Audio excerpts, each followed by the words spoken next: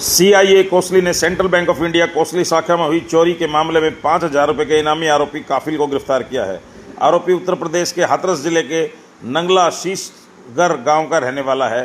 गत वर्ष 28 दिसंबर की रात चोरों ने बैंक की खिड़की तोड़कर अंदर प्रवेश किया था।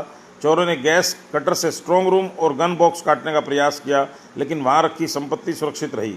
आरोपी बैंक से 3 लेजर प्रिंटर, 4 बड़ी बैटरियां और सीसीटीवी डीवीआर चोरी कर ले गए थे। इस मामले में पुलिस पहले ही गिरोह के 6 सदस्यों को गिरफ्तार कर चुकी है। प्रारंभिक पूछताछ में गिरोह द्वारा कई चोरी और सेंधमारी की वारदातों का खुलासा हुआ है। पुलिस ने काफिल को अदालत में पेश कर 2 दिन के रिमांड पर लिया है।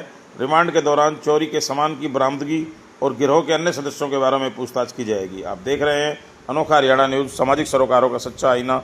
हमसे जुड़े रहने के लिए अनोखा हरियाणा न्यूज़ को फॉलो अवश्य करें। यदि आपको हमारी खबर ठीक लगे तो लाइक, कमेंट एवं शेयर भी कर दें। अनोखा हरियाणा न्यूज़ के लिए मनोज गोयल गुड़ियानिया की रिपोर्ट।